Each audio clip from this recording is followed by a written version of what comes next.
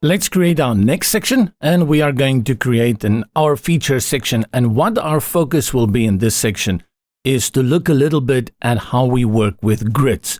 The rest we've already done before, so that's going to be a very quick round, but then we'll pause a little bit at the grid. And again, I will build out the infamous blurb module by myself. Add a new section. We go here to offset columns. I want 1/3 on the right and 2/3 on the left. If you by mistake ever select one of these these are flex layouts like this one, and then later on realize, I wanted this one on the right. There are a number of ways that you can do it. The first one is to make sure that you select the row, in this case, this green box. Go to the options on the right, and under the elements, simply grab the column at the bottom and drag it one up, and then you have it. Let's put it back the way it was. The second way you can do it is, again, by going to the row on the page, then select this icon, change column structure, and choose the right one. And I want this one over here. Gives me exactly the same result. Bring an image onto the right, select the image, drop it in. We go into library, and we choose this guy here, and upload image. Don't need to change anything here. I want it the way it is, fills nicely into the column. If we run into any more issues, I will go ahead and set it up under design. Now we do the infamous thing, which is we speed up our workflow by not creating everything from scratch. Go to the previous section we created up here, and we had put this overline and this heading and this line inside a group module. Open my layers. Let me select this so it can open up, and I select the group like so. Click on the 3 dots and select duplicate group. I can also go to copy, and then we select copy group, Control C. Let's go here, right click, and where is paste group inside? And look at that, how quickly we have done that. The overline is there, my heading is there, and the line does exactly what I want it to do. Select the text, and if you cannot see it, go to the options sidebar on the right, open the text, and just type it in here. And this one we will call our features. Then for our heading, I can do it on page or in the sidebar. Our businesses choose us. And then below this, I just want to add a little bit of a subheading. Hover over the group, click on add new group or row, and just bring in the text. And the text doesn't look the way that I want it to look here, right? This is the one that we had set up. And I think this is a good example of where I want this one that we had set up to base slide 14. This can be our default text. Every time I bring in a new text element, it will look like this. The way we do that, go to the text element that we styled out in the previous section, select it, go up here where it says assign presets, hover over base slide 14, all the way to the right, and click on the star, assign preset as default. Nothing is going to happen here. Nothing is going to happen here, because in the bottom right-hand corner, it tells us, are you sure, JP? If you do this, no. And I click yes, yes. And look at that. Now I don't need to go and choose that preset every time that I bring in a new text module. It brings in this by default. This is a great way. Let me change out the text. I bring in my text, and there we go. Below this, I will now be creating a 4-block section. And for this, I will use the grid function. A lot of page builders give you all of these modules separately. One will be a flex container. One will be a grid. The move currently is to give you a container, and then you decide which one do you want it to be. You will also find online this conversation all the time. Do you use columns? Do you use grid? Which one is better? And I will tell you why I think you use a grid for this example. Let's go ahead first and build it out so you can see what I'm going to do here. I'll build this out using the group module. Many of you will prefer using the row module. And maybe if I remember, I'll show you also how to do this with the row module once I've completed this one. With the last module inside the column on the left, go to the plus to add a new module or row and select group. What I have here is that this group is going to be my container.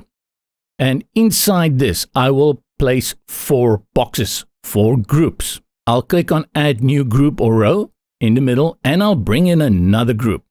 Let's see how that looks. Activate X-ray, and you cannot see it at the moment. It's one inside the other. But if we look here in the Layers panel on the left, this is my row.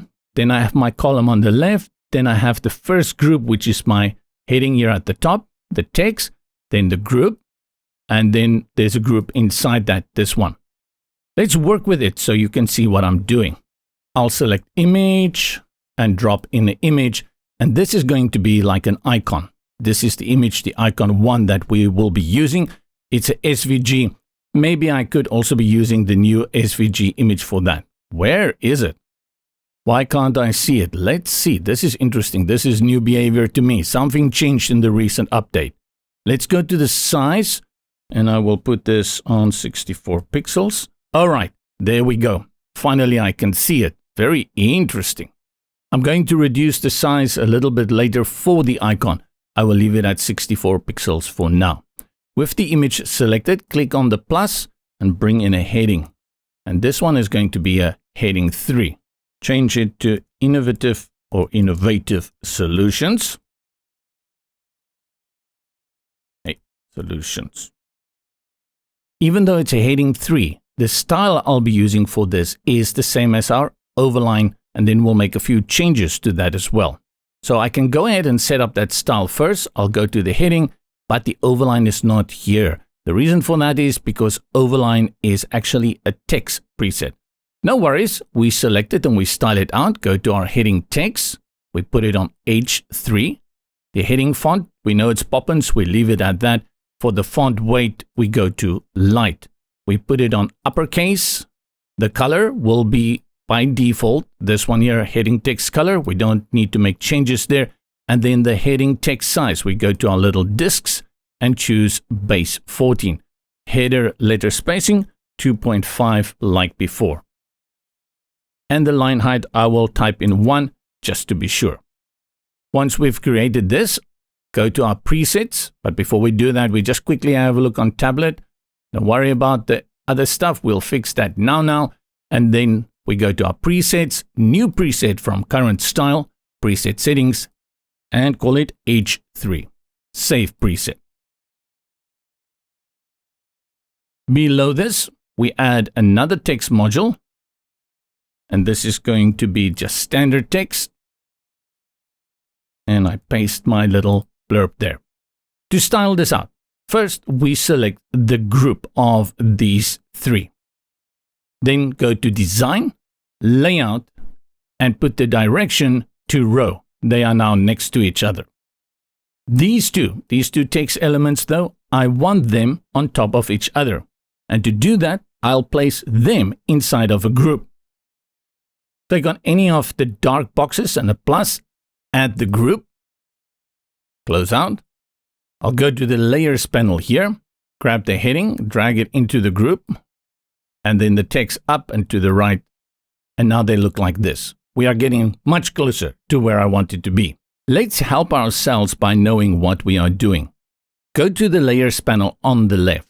And this is the group, the main group that we are working with building out this icon box. Double click and call it icon box. And I will leave the word group there to remind me that this is a group module. But this makes it easier for me to recognize what I'm working with. When things become a little complicated like this, or you get confused as to what is happening where, it's a good idea to go ahead and rename them. Select the parent group container, and this is the one that we're going to turn into a grid. By default, any group that you bring into Divi is a flex group. That means it behaves the way that it's been behaving since we've been working with it. Go to the options on the right, under Design, Layout, Layout Style, and we have 3 options. Select Grid, and nothing changes because the number of columns is set to 1. Click and make it 2, and it jumps to this. Jump back to our Layers panel and select the icon box group. Now we work with the spacing inside here. the space between the image and this group text over here, this column here, is a little too big. That is a horizontal gap. It's by default set at 30. I'll reduce it to 8. Then go down to the group for the text group over here. Same thing here. You see, this is our heading here, our text here, and this space here. This is stacked, so this is a vertical gap. Go to the options on the right, vertical gap, and we also put it on 8. First, I want to look at tablet. I think it's okay on tablet. I'm going to keep it on columns. And then once we get here, you see now we are on our mobile device. It is too squashed. But I'm going to leave it so you can see once we bring in the other boxes how this will look. Jump back to the desktop. Go to the icon box group that we've created. This one here. 3 dots and select duplicate group. Now you begin to see what I'm doing. Let's deactivate the X-ray so it looks a little cleaner. Icon box group, this one that we've created. I'll do it from the layers panel. More options and duplicate group. And look at that. We do it one more time and we now have 4. Let's change out the content. Before we do that, have a look on tablet. Yeah, this is a little squashed, but for the tablet, for the time being, I will leave it. But I want to show you on phone. The grid module, or the grid function rather, allows for responsive design. These icon boxes that we've created is inside the parent group. Let's change the name of this group. I go to the layers on the left, double click, and I call it grid icon group. Something like that, and enter. Now we at least know what is what. With my grid icon group selected, skedaddle over here to the right, and number of columns, we put it on 1. Now we are stacking them, and that is the power of the grid. Let's change out the content. I'll go ahead and quickly change out the image. Let me select the image, see if I can get in there. You can't select the image. And there's something strange going on here with this image. It is not going for the proper size it has to go. I'm not sure why it's happening. There was a recent update, but all I can tell you is that this image is behaving a little bit weird. Not the way I had done it on the previous version. And change this image as well. Design, sizing. Where are my content? And we choose this one. And I'm selecting them from the layers panel on the left. Because this is what happens when things get a little bit obscured by all the lines on the page. Now this 8 pixels looks very little. I fully understand there may be some changes from my previous version where I had practiced it because Divi made recent changes to the image module. And I think a few fixes and updates to that in the latest update, or I forget which one, may have brought in further. So it's caught me a little bit off guard here, but I think we've done an okay job here. To change the size of the image, I'll select the first image, and we had put the size on 64, but I'll drop it down to 48. Let's select the next image, and I'll just change the size manually, 48. We will look at attributes at a later stage. For now, we're just doing this manually. And if you don't know what attributes are, very powerful feature within Divi. And we've created this section for us here. Let's look at tablet. Yeah, I can do more with this, I know. And let's go to our phone. Maybe a little bit more space here. And we can make those tweaks to make it look good. Below this, I will bring in this row that we've created here. Same thing. I'll just go ahead and duplicate the row. Then I'll grab the row up here and drag it. And I'll bring it when I see that thick green line. Where was it? I just saw it somewhere here. There it was again. Come on. There we go. And drop it. Select the text and I'll call this features. This is the beauty of using copy and paste. It saves us years and years of work. With the section selected, let's add our padding at the top and the bottom. We go to our spacing and we type in 100 pixels for the top and we link it here with the link option So we also have 100 at the bottom. We're using more white space here on this side. It makes it look good. Save. Let's have a look at tablet. It's a lot of white space here. So on the tablet, let's select the section and reduce the padding at the top to 0. That's better. The rest looks good. Features. Let's select features here and we change the size of this text, which I think is just normal text at 160. Let's drop it down to 120. And remember, this is a preset loud heading. I'll click on loud heading here at the top. Hover over loud heading. Go to this little arrow that says update preset with current style. Select and click on yes. And what is happening now is that if I scroll up, this about here has also updated to the 120 pixels. Then we'd hop down to our mobile device. Again here, you can see for the about, it's fine. It's currently at 80 pixels, but this one, it is too big. I'll change it down to 70. And the same thing, we go to the loud heading and update it one more time. Update preset with current styles. Yes. And now this about here has also shrunk by 10 pixels. Let's have a look why businesses choose us. Breaks into 2 lines. Oh, it's okay. But I think we need to make that us a capital U. Select it. Content, text, and us. Preview on front end or Control Shift full stop. And it gives us this preview on the front end. What the bliksem gaan hier aan? What's going on here? All right, so this changed today. Literally, it changed from yesterday to today. And there was an update. WordPress 7 was the update, plus Divi had a small update.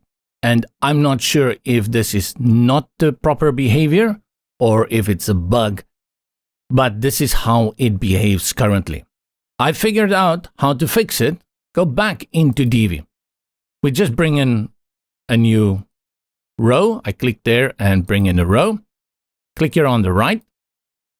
Type in image, select image, and I choose any image. This guy here or that computer there. No problem. It works perfectly. Delete it and change it to an SVG image, which is this one. We brought it in at the beginning. You can see it says here .svg upload.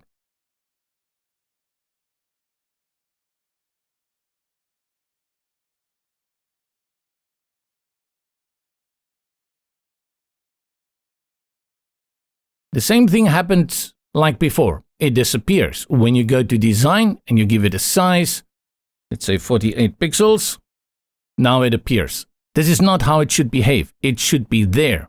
But what is important when I save it, and we go to the front end and we reload, you will see it is mega huge. That's not what it should be doing. The interesting thing then is that when I select this image and I go to content and I use a normal image, whether it's AVIF or WebP or PNG, you will not run into this problem. Normal image, I'll just go ahead and put it back here on the sizing. And take away the width, it's going to be perfect. No problem with it. But for any SVG, this issue is existing at the moment. However, Divi did release just 2 weeks ago a new SVG module. And I'm not sure if they anticipated this problem. I don't think so, because like I said, this worked until yesterday. This is waking up in the morning and find this new monster that has crept into my nightmares overnight. There are enough of them already. Let's fix this. I'll select the image that we have been working on, this one over here. I'll right click and then I will say add element below. Search for SVG and drop it in and it will drop next to it. Then select the image and I will delete it. Delete image. Now we work with the SVG. Select the SVG, go to the right column and under source type, we will select uploaded SVG. Click on Add SVG and we select our little light bulb again. Comes in big, it's black, but now we have the controls for that. Design, go to Fill, which is the color. Click on the color picker and put it on our primary color. Then we go to sizing, 48 pixels. it shrinks way below 48 pixels. And what we need to do here is just go one level up here where it says shrink to fit and uncheck that. Now we will have it at 48 pixels. Then we do the same for the rest. But instead of doing it again and again and again, I'll go to this SVG. I'll duplicate the SVG. I'll duplicate it again. And one more time. Now I have these four. And now I'll drag them next to the, below the images like that. Let me do that. The reality of building websites. And the last one is over here. And now I can go ahead and remove the other images. Select the image and hit Control Backspace, Command Backspace to delete. Backspace, and then the same for this one. And now we only have those SVG left. Select the second SVG. We go to Content, and now we can just switch them out.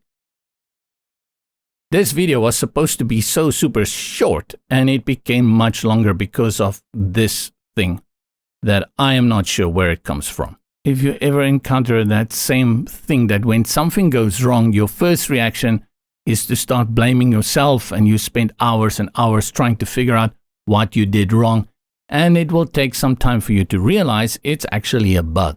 I've spent hours, if not days, sometimes on the issue, and finally when I reach out to support, they will tell me, oh yeah, we can replicate it on our side. Yes, indeed, it is a bug. And just think of what we did here. We worked with that image, we set it up, and when we went to our responsive views, it looked perfect. We didn't know anything was wrong. It was only when we went to the front end. Let's save and see if we had indeed solved this problem. Yes, we have. Ugh, but what a problem. I just want to show you a latest addition to my extensions within my browser, and you can do this for any Chrome-based browser. I have Firefox here at the moment. It's called Pixify here in the top right-hand corner. So instead of going and hit the function F12 key every time on my keyboard, all I need to do is click on Pixify, and it generates the front end for me. And I can easily view all my devices next to each other very quickly and see how they will behave on these different devices. You can see even here, this is still too big. So we still need to make changes to that and bring it in and make it look better. But Pixify, and I'll leave a link for you in the description below. Hopefully when you watch this video, they have a special ongoing on AppSumo, and you can get it for as low as $19. Let's see if we can go ahead and quickly fix this. Features. Go to Divi module, and first I want to go to tablet. Let's reduce our tablet to something like, there. Select features, go to our text, design, and my features, make sure that I select it. This is normal text. We put it on 120. Let's drop it to 110. Now we have to go lower than that. This is where clamp comes in really useful, but we mentioned we're not going to talk about clamp at this moment. I'll reduce the letter spacing as well. Let's put it on 5, and I'll leave it flush to the right. Remember to update your preset. Go to loud heading and update preset with current styles. I say yes. Then to our phone, scroll and drag it into 360 pixels. See how much of a change that makes, right? This is why we need to do this. Select it, and I'll just drop this to 48. And then we go to loud heading and update with current style, and yes. Let's go to the front, save first, and then reload this page.